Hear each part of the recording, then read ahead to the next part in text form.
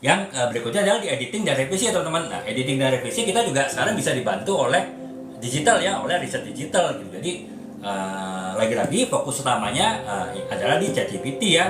Jadi teman-teman bisa untuk memberikan pertanyaan, misalnya teman-teman punya kalimat panjang gitu ya, kalimat panjang, tapi teman-teman bingung tuh secara struktur bahasanya tuh bener nggak sih, aneh nggak sih, ataupun bisa mudah dipahami nggak sih oleh pembaca. Teman-teman bisa copy paste kalimat panjang tersebut di kolom pertanyaan ChatGPT, terus teman-teman di bawahnya tinggal tulis ya. Untuk penulisan novel, penulisan buku non fiksi ini ilmiah populer, adakah saran, empat saran alternatif untuk membuat kata-kata yang lebih singkat, kata-kata yang lebih mudah dipahami, dan kata-kata yang secara struktur bahasa benar. Itu nanti pasti ChatGPT akan memberikan tentunya. Teman-teman minta 4 akan diberi 4 alternatif, teman-teman minta 10 akan diberikan 10 alternatif. Nah, di situ kan berarti teman-teman, oh ternyata memang yang saya tulis itu aneh sih bahasanya, memang kurang mudah dimengerti sih. Yang disarankan oleh ChatGPT tadi itu bahasanya lebih mudah dimengerti. Nah, teman-teman bisa ganti ya kalimat yang teman-teman tulis tadi itu dengan kalimat yang diusulkan oleh ChatGPT. Jadi itu teman-teman, ChatGPT pun juga bisa bantu ya teman-teman ketika melakukan editing dan juga revisi buku ya.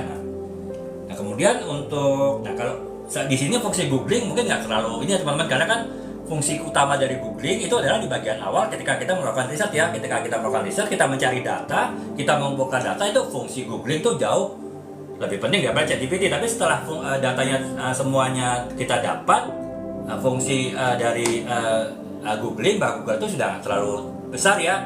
Yang paling-paling kita misalnya kan ada juga teman-teman ya di situs-situs di internet yang bisa membantu kita melakukan editing ya. Misalnya ejaan kita benar atau tidak gitu, kemudian struktur bahasa kita benar apa tidak, itu ada beberapa ini ya di situs website yang teman-teman paling bisa bertanya ke Mbak Google, ini berikan situs website editing bahasa untuk saya bisa menghindari typo dalam penulisan, ataupun saya menghindari kesalahan penggunaan struktur bahasa dalam penulisan. Itu nanti ya seperti biasa sih Mbak Google akan memberikan alternatif beberapa website teman-teman ya. Nah, teman-teman nanti bisa klik website tersebut dan teman-teman bisa melakukan editing online ya di website tersebut. Jadi itu ya teman-teman. Nah, teman-teman kalau memang punya waktu ya bisa nanti hasil dari editing dari si ChatGPT tadi teman-teman perbandingkan dengan hasil editing dari website situs editing online ya. Jadi teman-teman carilah yang mana yang paling tepat gitu. Nah, itu benar-benar sangat membantu ya teman-teman. Kalau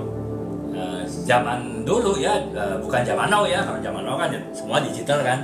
Nah, kalau zaman dulu, zaman old ya itu ya benar-benar si penulisnya itu harus melakukan revisi manual ya, tidak ada bantuan apapun, baik dari sisi alur idenya, alur gagasan, dari sisi struktur bahasa, bahkan sampai kecek typo pun itu benar-benar harus dilakukan manual oleh penulis ya. Kalau sekarang zaman now enak banget ya teman-teman. Jadi ya itu tadi bisa dibantu ChatGPT ataupun juga oleh situs-situs editing online ya, itu bisa sangat membantu gitu. Jadi itu teman-teman, fungsi riset digital itu juga bisa dipergunakan dalam kegiatan editing ini ya, dalam kegiatan editing dan revisi buku gitu. Nah, kemudian yang ke-8 adalah validitas data ya teman-teman. Jadi validitas data itu ya, lagi saya bilang tadi, teman-teman seringkali kan memperoleh informasi dari Google, googling, atau apalagi dari ChatGPT itu bisa jadi nggak akurat ya, bisa jadi nggak valid gitu ya teman-teman. Mungkin bisa cross check sih data, misalnya teman-teman sudah dapat ya data informasi dari Google ya, dari teman-teman pilih ya situs-situs internet yang memang terpercaya. Saya bilang tadi, kita bisa minta bantuan ChatGPT untuk membuat suatu memilihkan website apa saja yang kredibel untuk tulisan yang kita tulis. Karena kita menulis buku kesalahan branding gitu, nah, teman-teman bisa ini ya buat tanyakan gitu situs apa. Nanti teman-teman tinggal hasil pencarian dari googling dengan rekomendasi dari si ChatGPT itu bisa nanti apa yang match, yang sesuai itu bisa teman-teman websitenya prioritas utama untuk dipilih ya. Nah, ketika teman-teman sudah mengambil informasi dari website terpilih tadi, teman-teman bisa lagi cross check ya ke ChatGPT. Misalnya ini saya mendapatkan informasi bahwa misalnya kesalahan yang paling besar dilakukan di perusahaan ketika melakukan branding itu adalah pada konsep di branding daripada di konsep marketingnya.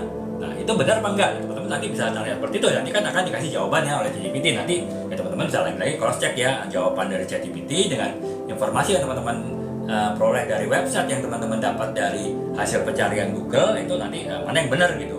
Kalau benar semuanya sama berarti kan benar semua, tapi kalau ada yang nggak benar teman-teman ya harus cross check lagi ya dengan menggabungkan fungsi dari ChatGPT dan juga dengan dari googling ya, ataupun mungkin bisa juga dipadukan dengan riset manual. Misalnya teman-teman bisa interview ya orang-orang yang ahli di bidang yang teman-teman akan tulis.